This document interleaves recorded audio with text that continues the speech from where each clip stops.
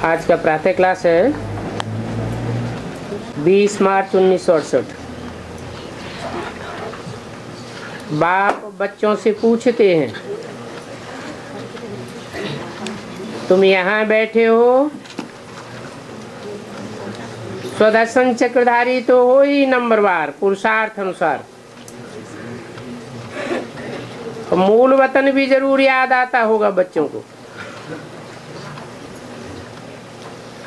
और ये भी जरूर याद आता होगा कि पहले पहले हम शांति धाम में रहने वाले हैं, फिर आते हैं सुख धाम में। ये तो जरूर अंदर में समझते होंगे। मूल वतन से लेकर ये सारा सृष्टि का चक्र कैसे फिरता है, ये भी बुद्धि में। इस समय हम हैं ब्राह्मण, फिर देवता, क्षत्रिय, वैश्य, शूद्र बनेंगे, पिछाड़ी में जाकर असुर बन पड़ते हैं। तो ये बुद्धि में चक्र चलना चाहिए।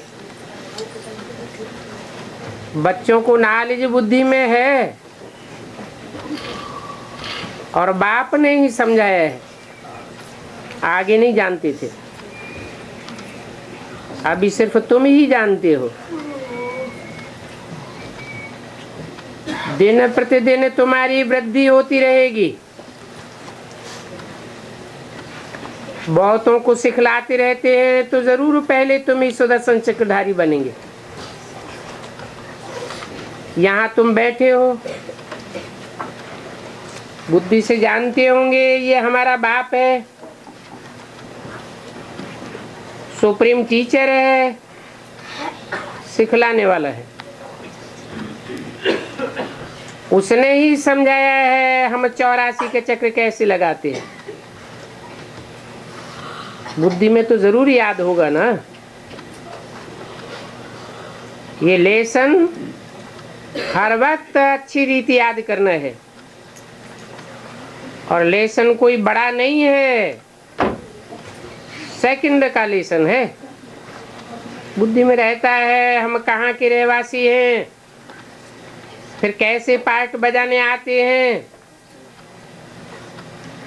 84 का चक्र है। सतयुग में इतने जन्म, त्रेता में इतने जन्म, तो ये चक्कर याद तो करेंगे ना।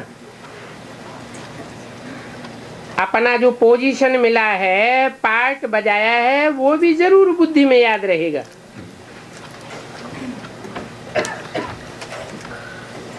Who am I? हम ये डबल से ताज थे, फिर सिंगल ताज वाले बने,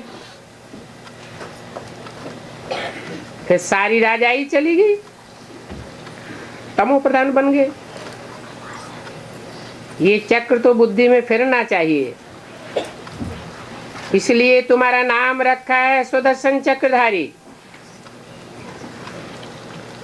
ये आत्मा को ज्ञान मिला हुआ है, आत्मा को दर्शन होता है। कहेगा 84 के चक्र का दर्शन होता है, आत्मा जानती है हम ऐसे ऐसे चक्कर लगाते हैं। अभी फिर हमको जाना है घर। बाप ने कहा है मुझे याद करो, तो अपने घर पहुंच जाएंगे। ऐसे भी नहीं है इस समय तुम इस अवस्था में बैठ जाएंगे, नहीं। बाहर की भी बहुत बातें बुद्धि में आती रहती है।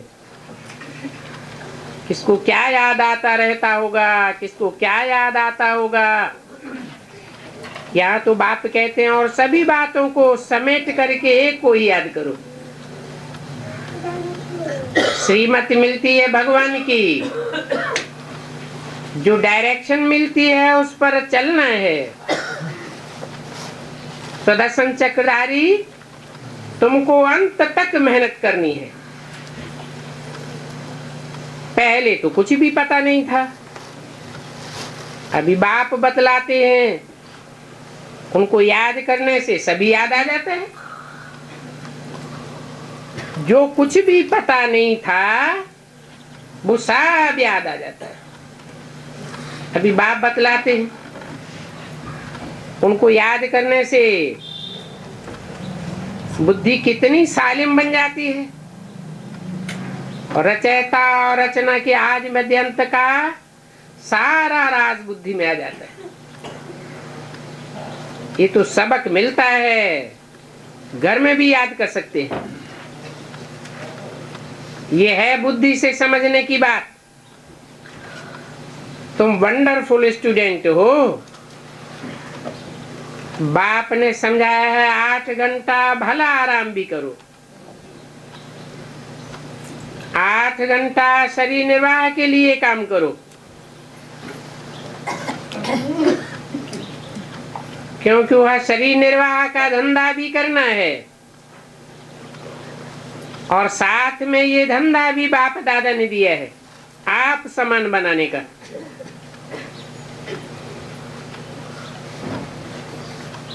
ये भी शरीर निर्वाह ही है ना।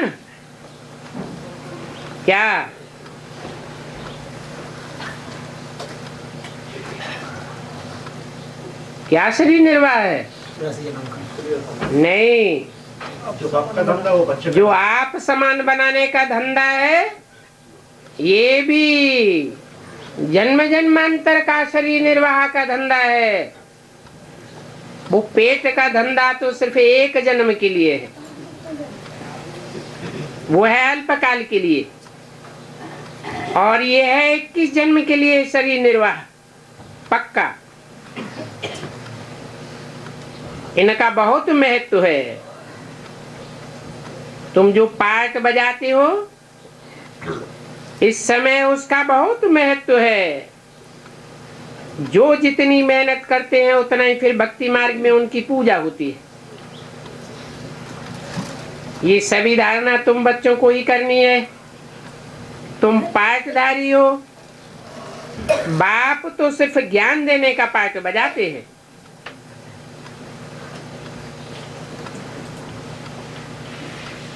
बाप सुख दुख का पार्ट नहीं बजाते, किसी से लेन देन का पार्ट नहीं बजाते, कोई हिसाब किताब नहीं। शरीर निर्वाह के लिए भी तुम बच्चे पुरुषार्थ करेंगे, बाबा तो नहीं करेंगे, ये दादा करेगा, बाबा नहीं करेगा।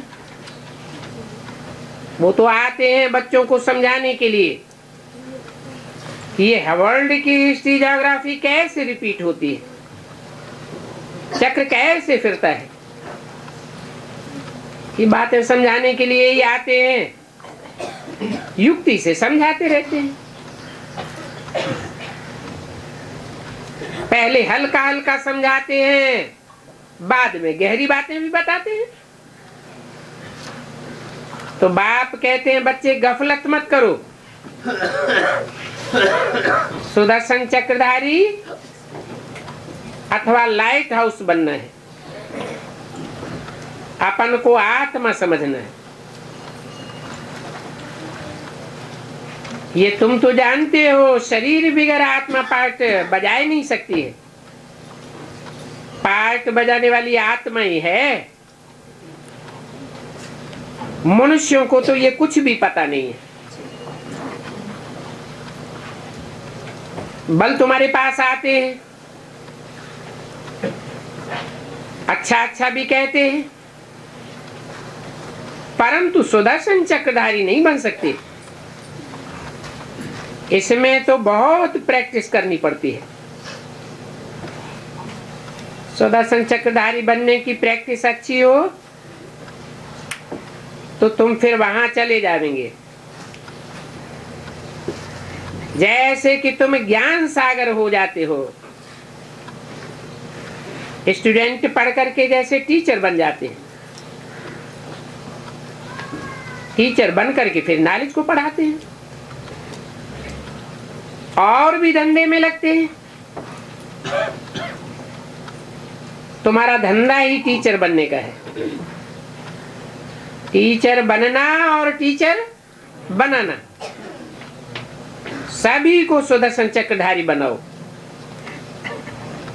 बाबा ने देखा है, बच्चों ने एक चित्र बनाया है, डबल सिर ताज राजाएं सिंगल ताज वाले फिर कैसे बन जाते हैं। ये तो ठीक है, परंतु कब से कब तक डबल सिर ताज थे? फिर कब से कब तक सिंगल ताजधारी बने? फिर कब राज्य छीना गया? वो सारी डेट्स भी बताएं। 20 मार्च 1968 की वाणी का दूसरा पेज। ये तो बहुत बड़ा बेहद का ड्रामा है। ये तो निश्चय है हम फिर से देवता बनते हैं। अभी ब्राह्मण है, ये ब्राह्मण कुल इस संगम युग का है। ये किसी को पता नहीं है जब तक कि तुम न बताओ। ये है तुम्हारा अलौकिक जन्म। लौकिक और पारलौकिक। लौकिक से भी वर्षा मिलता है, पारलौकिक से भी वर्षा मिलता है। अलौकिक से वर्षा नहीं मिलता है। तो ये है अलौकिक बाप, जो इन द्वारा बाप तुमको वर्षा देते हैं। गाते भी हैं, हे प्रभु ऐसे कब नहीं कहेंगे हे प्रजापिता ब्रह्मा।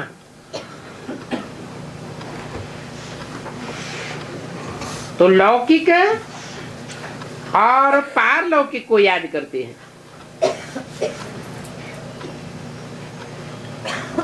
ये बातें कोई मनुष्य नहीं जानते हैं, तुम जानते हो। पारलौकिक बाप का है अविनाशी वर्षा, और लौकिक बाप का है विनाशी वर्षा। कैसे?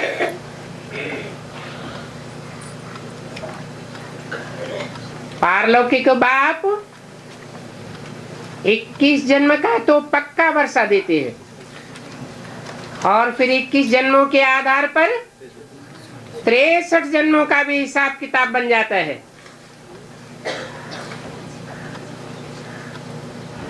तो अविनाशी वर्षा हुआ। समझो कोई राजा का बच्चा है, समझता है हमको 6 करोड़ वर्षे में मिलना है, और फिर बेहद के बाप का वर्षा सामने देखेंगे तो कहेंगे इसकी भेंट में तो ये विनाशी वर्षा है। ये तो करोड़ अरब सभी खत्म हो जाने वाले हैं। परंतु आजकल के जो लखापति करोड़पति हैं, उनको माया एकदम चटकी हुई है।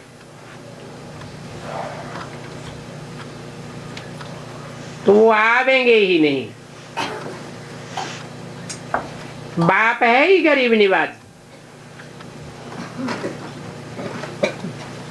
क्या कहा? आज की दुनिया के जो लखापति हैं वो नहीं आवेंगे।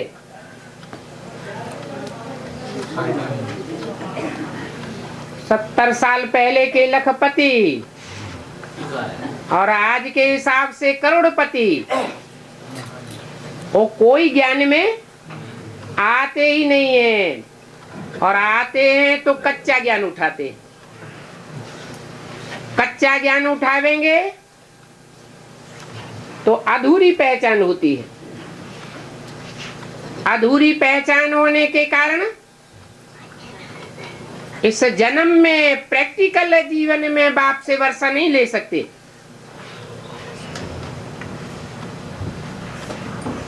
जैसे यज्ञ के आदि में भी एक थे दादा लेखराज ब्रह्मा। लखापति थे या नहीं थे? थे। और दूसरा उनका भागीदार था गरीब। छोटी मोटी दुकान चलाता था, परंतु दुकान चलती नहीं थी। बाबा ने उनको अपनी दुकान में भागीदार बनाई दिया। पहले नौकर था, तो दोनों हस्तियां थी। फिर प्रैक्टिकल जीवन में वर्षा किसको मिलता है? गरीब को वर्षा मिलता है, लखपति को वर्षा नहीं मिला।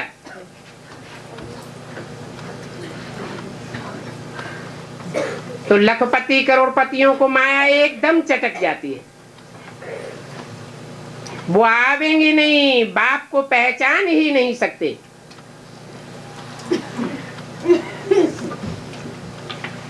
ब्रह्मा ने भी बाप को नहीं पहचाना। प्रैक्टिकल जीवन में पहचाना क्या? नहीं पहचाना। बाप है ही गरीब निवाज।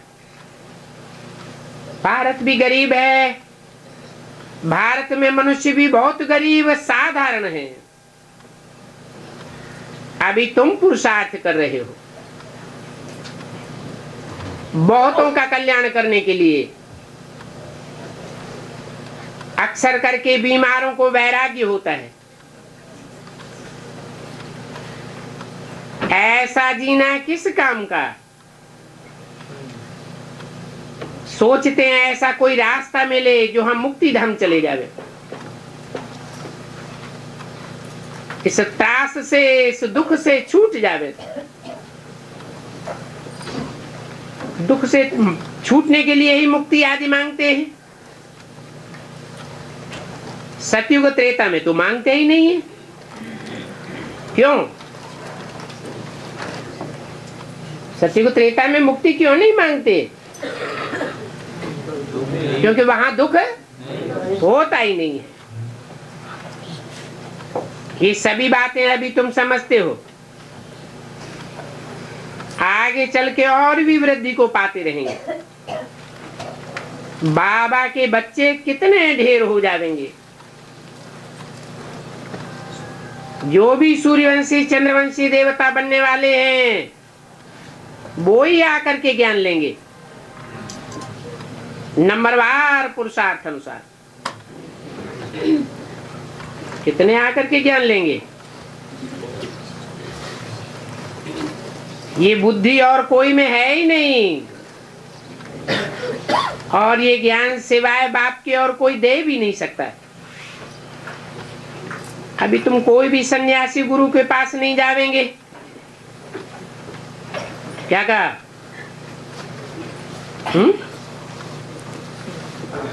जिनकी बुद्धि में बाप का पक्का परिचय बैठ गया, उनकी निशानी क्या होगी? वो फिर बाप को छोड़ करके कोई भी गुरु गुसाई सन्यासी के पास नहीं जावेंगे। अगर जाते हैं तो क्या साबित होता है? ये पक्के सूर्यवंशी चंद्रवंशी देवता बनने वाले नहीं हैं। कोई थर्ड क्लास बन जावेंगे, कोई फोर्थ क्लास बन जावेंगे। वो ही बाप को छोड़ करके जावेंगे। कहां भी फंस पड़ेंगे। हम तो बेहद के बाप को छोड़ करके कहां भी नहीं जावेंगे। जो सच्चे सच्चे बच्चे हैं उन्हीं की ये बात है, जिनका बाप दादा से पूरा प्यार है।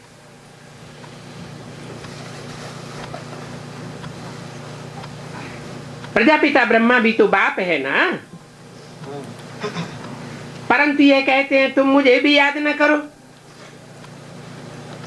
बल ये रथ है, तुम समझते हो इनके द्वारा ही यह बाप मिलता है, परंतु याद तो उनको करना है ना। इनको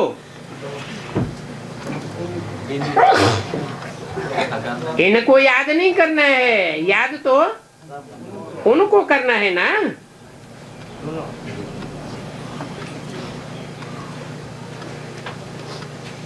ये तो जहां तक जिएंगे तहां तक ये रथ कायम करेगा, कायम रहेगा, और नहीं जिएंगे तो रथ भी कायम नहीं रहेगा। तुम्हारी तो सगाई हो गई तो तुम बच्चों को सिखलाते रहते हैं, समझते हो ये नॉलेज तो बहुत सहज है, बाकी पावन बनने में ही माया विघन डालती है। बाप को याद करना भूल जाते हैं, कोई भी बात में गफलत की तो बस गफलत करने से ही हारते हैं ना। इसका मिसाल बॉक्सिंग से अच्छा लगता है। दो पहलवानों में बॉक्सिंग होती है ना, थोड़ी सी गफलत हुई और ये लगा घूंसा। बॉक्सिंग में एक दो पर जीत पहनते हैं, लड़ाई होती है। कुश्ती को लड़ाई नहीं कहेंगे, वो कुश्ती अलग चीज है, ये बॉक्सिंग की बात है। बच्चे जानते हैं माया एकदम भुला देती है। बाप कहते हैं मीठे मीठे बच्चे अपन को आत्मा समझो,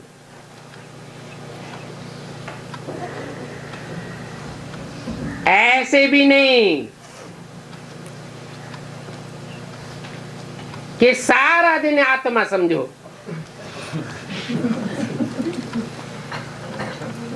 टाइम भी देते हैं, कितना 8 घंटा शरीर निर्वाह तो भले साकार में रहो, 8 घंटा आराम दो और 8 घंटा, परंतु माया भुलाई देती है।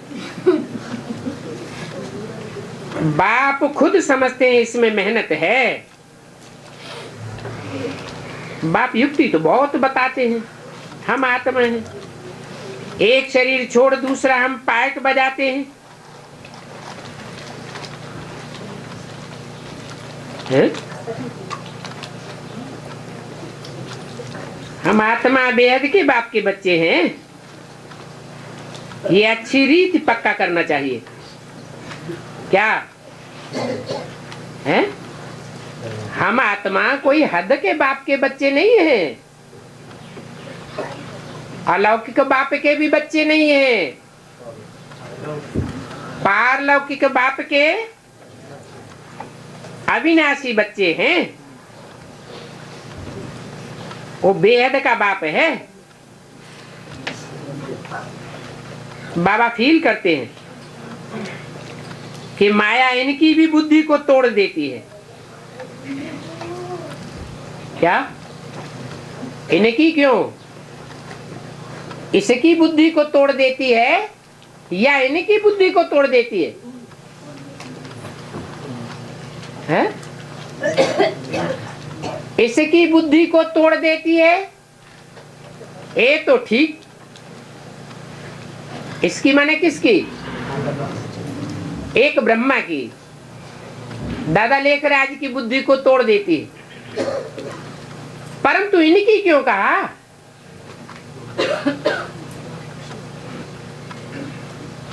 टेम्परेरी रथ को ले लिया होता तो ठीक, मुकर्रर रथ को भी ले लिया, उनको भी माया छोड़ती नहीं है, बुद्धि योग तोड़ देती है। नंबरवार तो है ही, तो इसी हिसाब से राजधानी बनती है। किस हिसाब से? राजधानी में फिर अव्वल नंबर कौन हुआ है? अव्वल नंबर तो नारायण ही हुआ। सभी एक रस हो जाएं तो उसको राजा ही नहीं कहेंगे। यहाँ तो राजा रानी प्रजा साहूकार सब बनने वाले हैं। और ये बातें तुम्हारे सिवाय दुनिया में किसी को भी पता नहीं है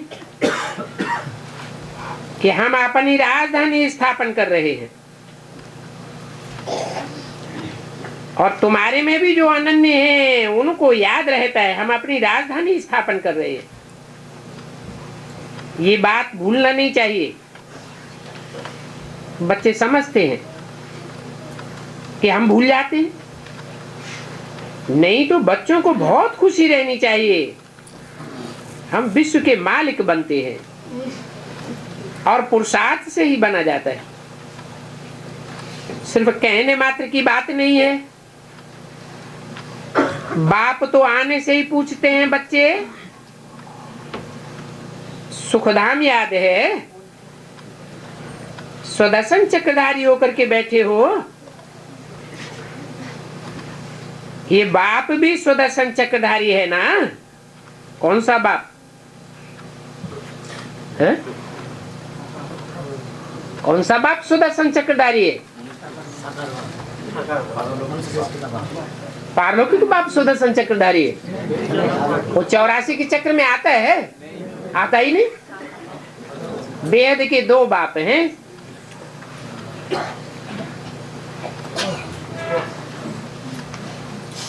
तो बाप भी सुदर्शन चक्रधारी है। इनको ये पता नहीं रहता है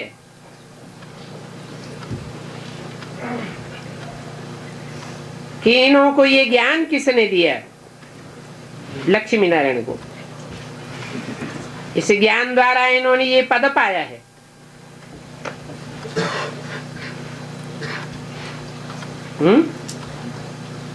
इस ज्ञान द्वारा इन्होंने ये पद पाया है। किन्होंने?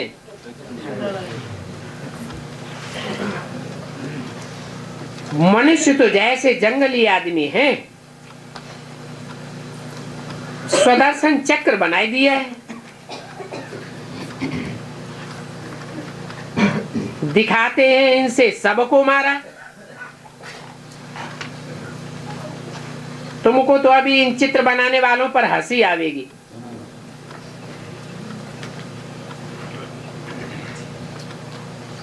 कि रथ के पहिए से चक्र कैसे घूमेगा? चित्र शोभता तो है, बाकी ये कोई राइट चित्र नहीं है। ये तो है ही लक्ष्मी नारायण। पहले तो तुम भी नहीं जानते थे। 4 भुजा वाला कोई मनुष्य होता है क्या? 20 मार्च 1968 की वाणी का 3रा पेज। इन सभी बातों को समझने समझाने में तुम्हारे में भी नंबरवार हैं जो समझते हैं और समझाते हैं।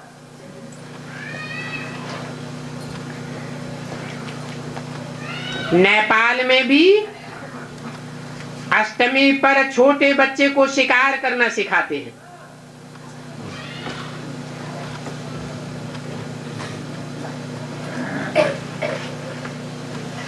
छोटे बच्चे को भी हाथ में कुकरी पकड़ा है, शिकार करना सिखाते हैं।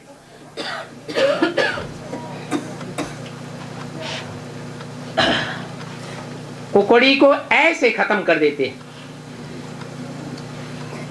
उनसे बड़ा बच्चा होगा तो बतख को मारेंगे, और उनसे भी बड़ा होगा तो पारा उठाते हैं।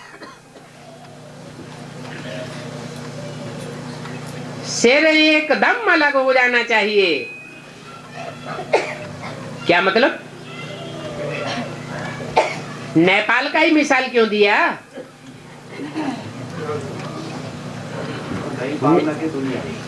नई पालना करने वालों की, बेहद ब्राह्मणों की दुनिया के लिए बोला है।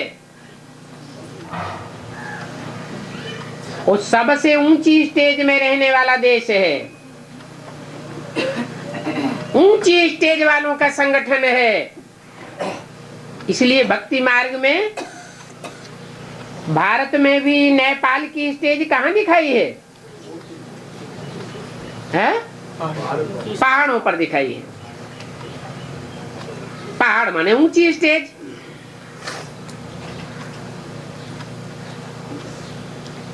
छोटा बच्चा होगा तो छोटों छोटों को मारेगा, मारेगा माना सर अलग करेगा, देवान देह को अलग कर देगा। आत्मा अलग और देह अलग समझने लग पड़े, उससे बड़ा होगा तो बड़ा खांडा उठावेगा। खांडा कहो, तलवार कहो, कुकरी कहो, बात एक ही है। और सर और धड़ एकदम अलग हो जाना चाहिए। क्या मुसलमान मारते हैं तो हलाल करना पसंद करते हैं, धीरे धीरे करके मारते हैं। और नेपाल में ये मारना बहुत अच्छा समझते हैं, एक झटके से खत्म हो जाए। उनको कहते हैं झटकू, नहीं तो बदसोण समझते हैं। जैसे कलकत्ते में बकरी को मारते हैं महाकाली के मंदिर में, उनको फिर महाप्रसाद समझते हैं।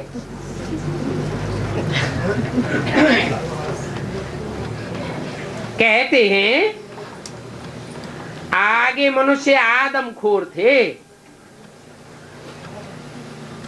आदमी को मार काट के खा जाते थे।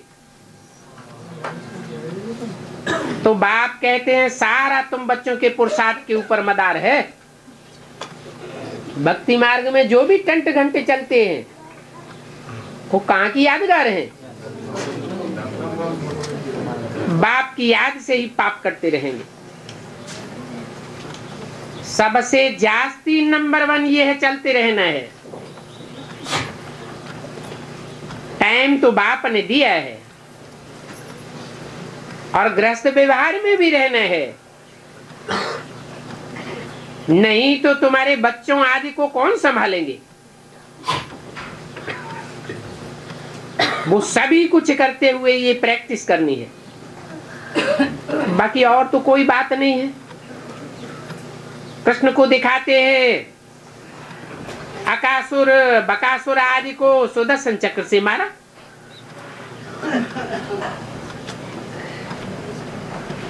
अब कोई ऐसा रथ का पहिया नहीं होता है जिससे कोई असुरों को मारा जा सके। तो असलियत क्या हुई? अपनी आत्मा के 84 जन्मों के हीरो पार्ट को उनके सामने प्रत्यक्ष करते जाते हैं। उन असुरों को समझ में आता जाता है कि हमारा नीचा पार्ट है और इनका ऊंचा पार्ट है। इंफीरियरिटी कॉम्प्लेक्स आ जाता है। तो देवान मरता है या बढ़ता है? देवान मर जाता है। अभी तुम ये बातें जानते हो कि कोई चक्कर आज घुमाने की बात नहीं है। ये तो अपने 84 जन्मों के चक्र को स्मृति में लाने की बात है। और ये स्मृति में तो तब ही आवेगा जब तुम योग बल में रहेंगे। अपन को आत्मा समझते हुए बाप को याद करेंगे। हथियार आदि की कोई बात नहीं है। तो देखो उन मनुष्यों गुरुओं की समझानी में और बाप की समझानी में कितना फर्क है। ये बातें तो बाप ही समझाते हैं। वो मनुष्य गुरु तो स्थूल अर्थ उठाए लेते हैं। मनुष्य को वास्तव में समझा ही नहीं सकता। क्या शास्त्रों का असली अर्थ है मनुष्य को नहीं समझा सकता। क्यों नहीं समझा सकता? क्योंकि मनुष्य सब मन वाले हैं। सबका मन चंचल होता है। चंचल मन से जो भी सोचते हैं, जो भी करते हैं, वो विकार ही करते हैं, विकृति कर देते हैं। कर्म के बजाय विकर्म बन जाता है। तो मनुष्य को नहीं समझा सकते, फिर कौन समझा सकता है? बाप ही आकर के मनुष्यों को समझा सकते हैं। वो भी जो जानवर बुद्धि है, उनकी बुद्धि में फिर भी नहीं बैठता।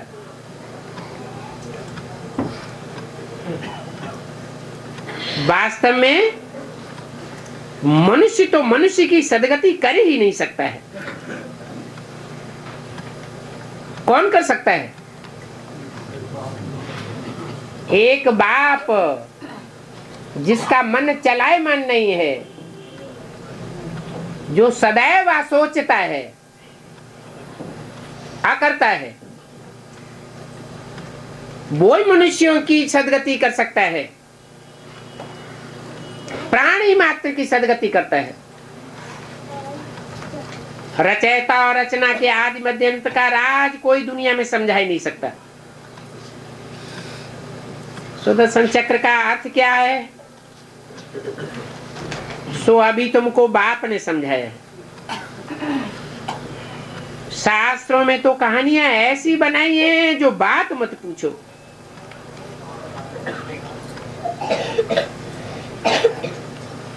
कृष्ण को भी हिंसक बनाई दिए है।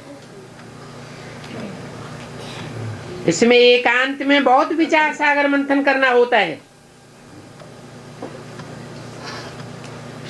कि आज की पाप की दुनिया के साधु संत महात्माएं, पंडित विद्वान आचार्य कोई को हिंसा करना नहीं सिखाते हैं।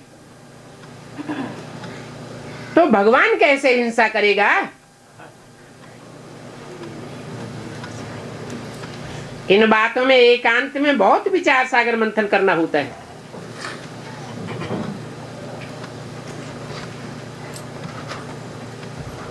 बच्चे पहरा देते हैं।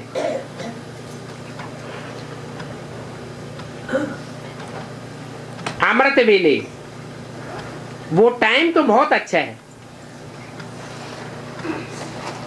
उस टाइम तो बहुत ही याद कर सकते हैं। बाप को याद करते रहे, सुदर्शन चक्र फिराते रहे।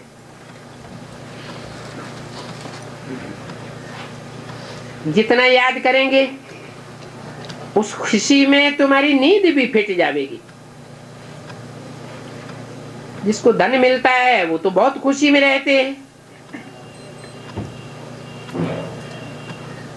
किसकी बात की? किसको धन मिलने की बात की? कौन से टाइम की बात की? अमृत बेले जिनका पहरा देने का टाइम है, या बेहद के प्रहरी बन करके रहते हैं, उनके लिए बोला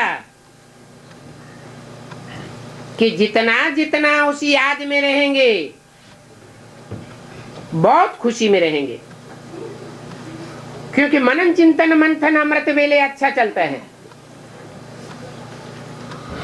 कब भी झुटका नहीं खावेंगे।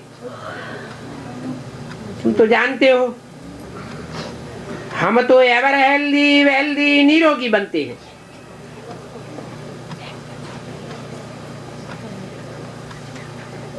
एवर हेल्दी माना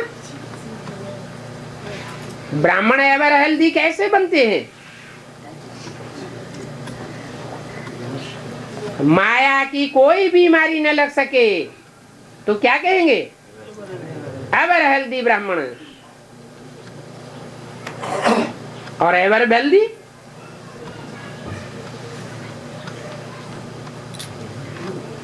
इतनी ज्ञान की पराकाष्ठा हो कि कोई भी परिस्थिति आए, कोई भी संयोग आए तो खुशी खुशी उसको क्रॉस कर जाए। इतनी ज्ञान की संपत्ति बुद्धि में भरी हुई हो, जैसा समय वैसा पॉइंट तुरंत बुद्धि में याद आ जाए तो कहेंगे एवर वेल्दी। और फिर निरोगी। इसमें अच्छी रीते लग जाना चाहिए। ये भी बाप जानते हैं, ड्रामा अनुसार जो कुछ चलता है वो तो ठीक ही है, फिर भी बाप पुरुषार्थ कराते हैं। बाप राय अर्थात शिक्षा भी देते हैं।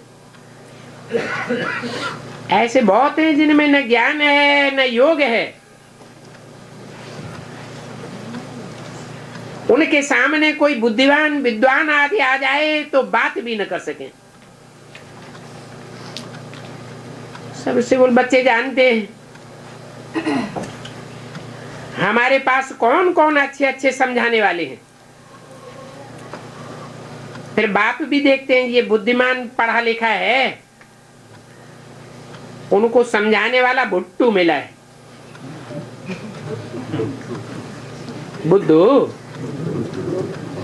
तो फिर खुद प्रवेश करके उनको उठा लेंगे। फिर जो समझदार बच्चे होते हैं वो कहते हैं हमारे में तो इतना ज्ञान नहीं था जो इसे विद्वान पंडित आचार्य को हम समझाए पाते। जरूर बाप ने बैठ करके समझाया है। समझदार होंगे तो ऐसे समझेंगे और बेसमझ होंगे तो अहंकार में आ जाएंगे।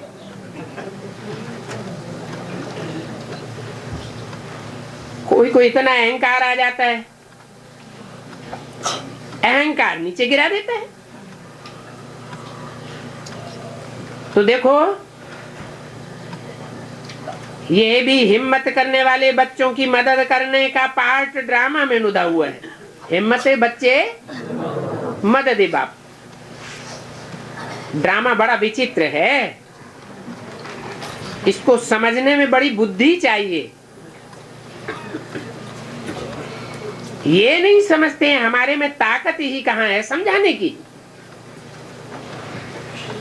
हम तो तमो प्रधान आत्मा बन पड़े। तमो प्रधान आत्मा सर्विस करेगी या डिसर्विस करेगी? तमो प्रधान आत्मा को तो डिसर्विस करने की रग लगी रहती है। हाँ, जो हिम्मत करते हैं तो बाप की उनको मदद मिल जाती है।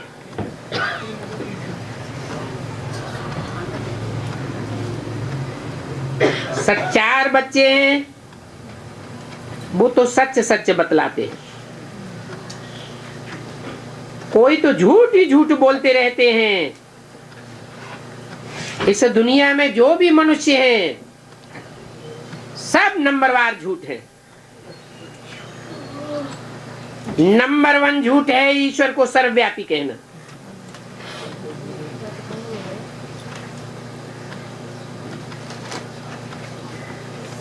इस झूठ की भी शूटिंग कहाँ होती है?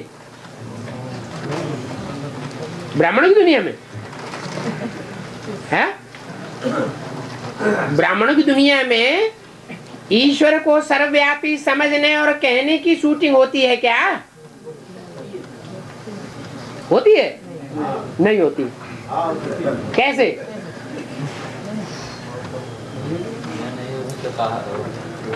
आत्मा में बैठा के कहने लगते हैं कि उसमें सिंह है। एक तो झूठ बोलते हैं और फिर गालियां भी देते हैं। किसको? बाप को गालियां भी देते हैं। ऐसे झूठ बोलने वाले अपन को भगवान समझ करके बैठ जाते हैं, और जो सच्चार है, गॉड इज ट्रुथ कहा जाता है, उसको बैठ गालियां देते हैं। बाप कहते हैं मेरे को क्या क्या कहते रहते हैं? क्या कहते रहते हैं?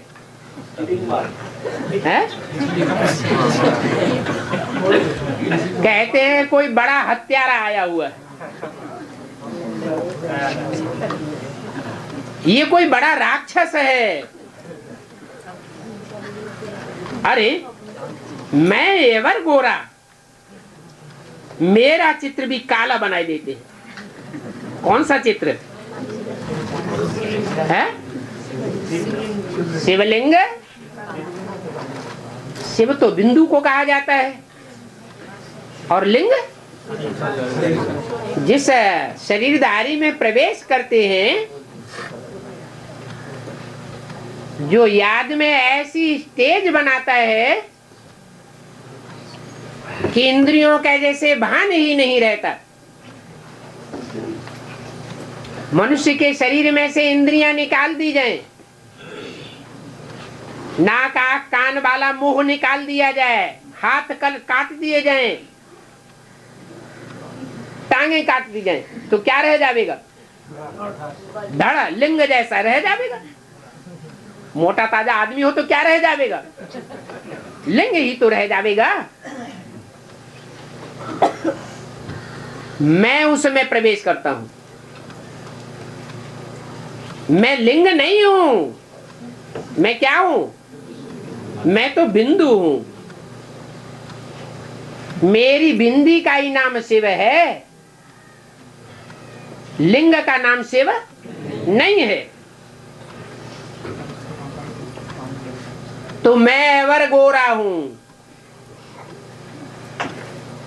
मेरे चित्र को भी काला बनाई दिया। कौन सा चित्र? लिंग को भी काला बनाई देते। क्यों काला बनाई देते हैं? नहीं काला है, खुद ही काला है। क्योंकि जिसमें प्रवेश करता हूं, उसमें जो पतित पावन का पार्ट बजाता हूं, उस पार्ट को वो समझ नहीं पाते। वो समझते हैं कि जैसे हम संग के रंग में आते हैं तो रंग जाते हैं, ऐसे वो भी संग के रंग में आकर पतित बनता होगा।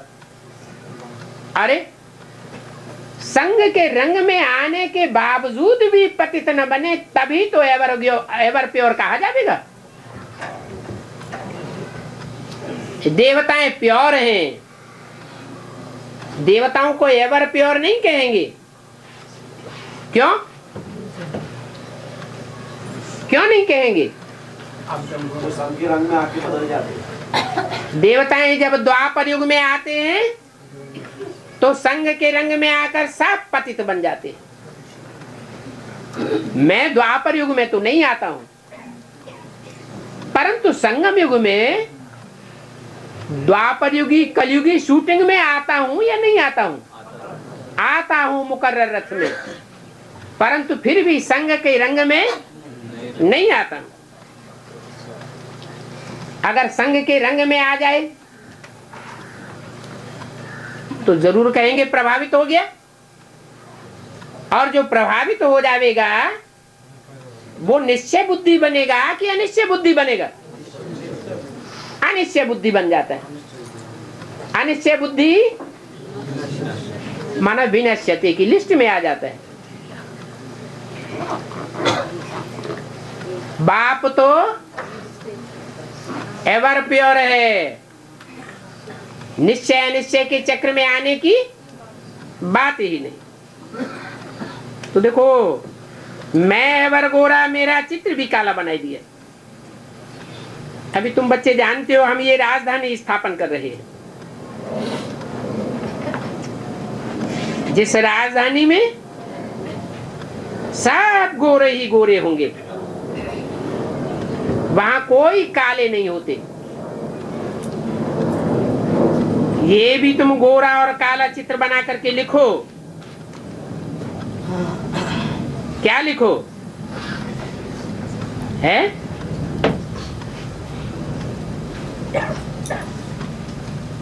लिखो कि 84 जन्म काम चिच्छा पर बैठे ऐसे काले बन गए हैं।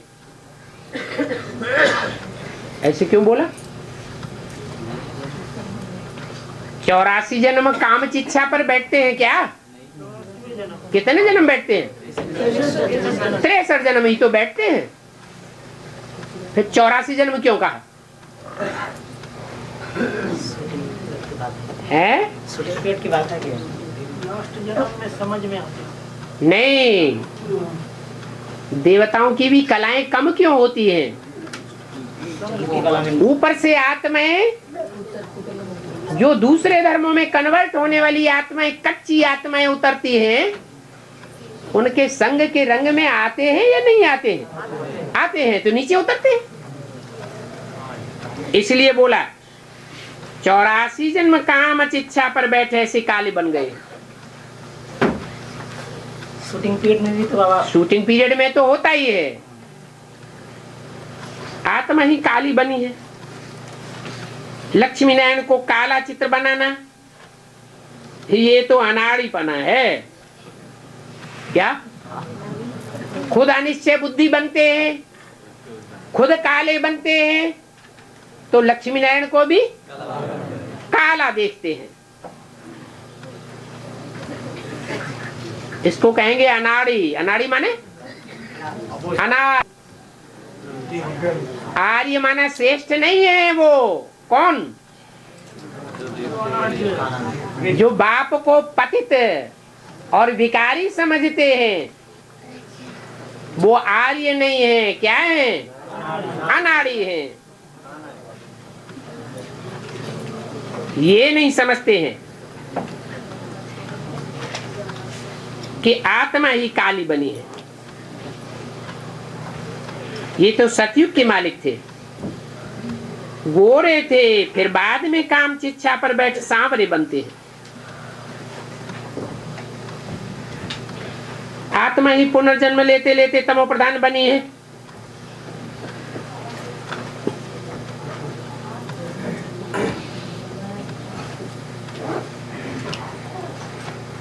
परमपिता परमात्मा बाप जिस मुकर्रर रथ में बैठ पार्ट बजाते हैं, उसके लिए काला कहें या गोरा कहें? एवर प्योर और एवर इम्प्योर, ये प्रैक्टिकल कर्म करने वाले शरीर के आधार पर कहा जाता है या सिर्फ आत्मा के लिए कहा जाता है? जिनके देखने वालों की आंख है, राम कृष्ण को देखती है, परंतु शिव को नहीं देख पाती। तो शिव एवर प्योर को न देख पाने के कारण, पतित पावन बाप को न देख पाने के कारण, फिर ऐसा समझ लेते हैं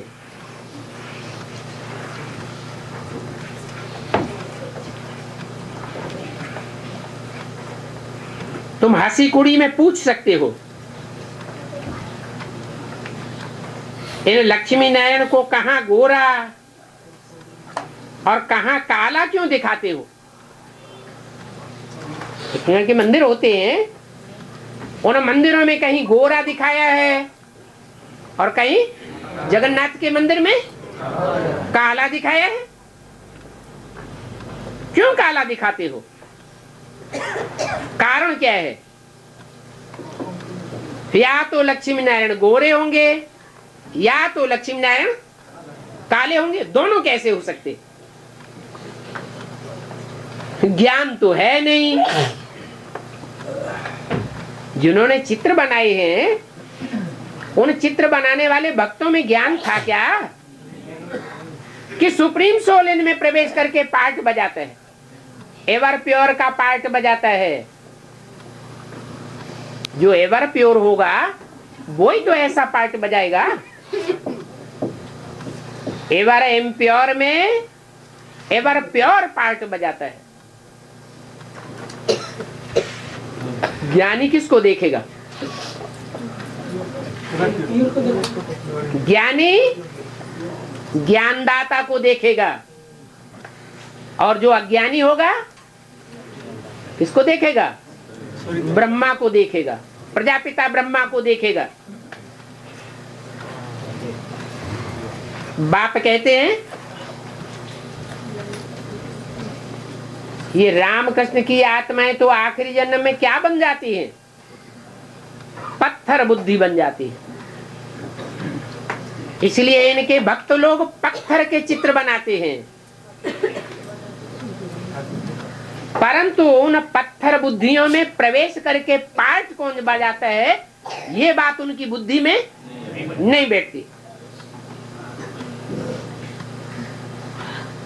कृष्ण को भी गोरा, फिर कृष्ण जी सांवरा क्यों बनाते हैं?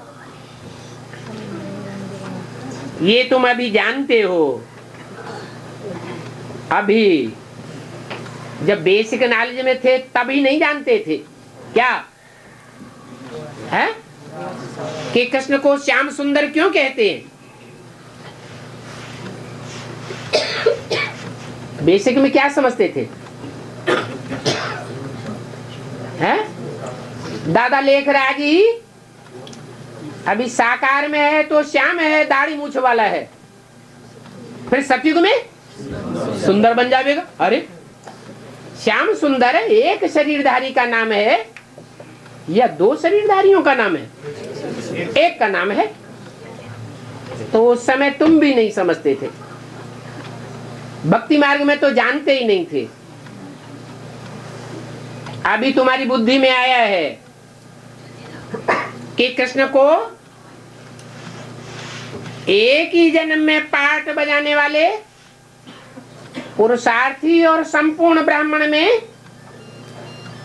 ये अंतर क्यों बोल दिया है? श्याम और सुंदर। जरूर पहले श्याम है, फिर बाद में उसी शरीर से सुंदर बनता है।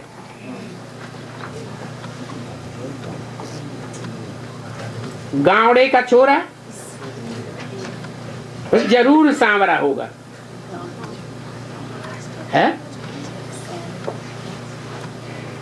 पढ़ा लिखा कौन होता है, शहर वाला या गावड़े का?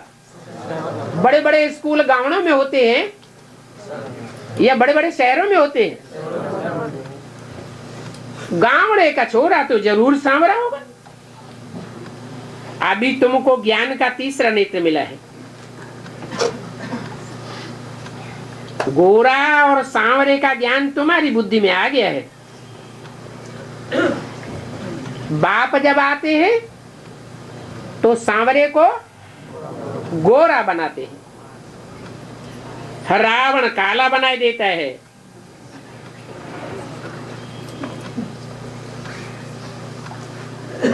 और बाप आते हैं तो गोरा बनाए देते हैं। अच्छा, मीठे मीठे सिकिल्ले बच्चों को रूहानी बाप दादा का याद प्यार गुड मॉर्निंग। रूहानी बच्चों को रूहानी बाप की नमस्ते। ओम शांति।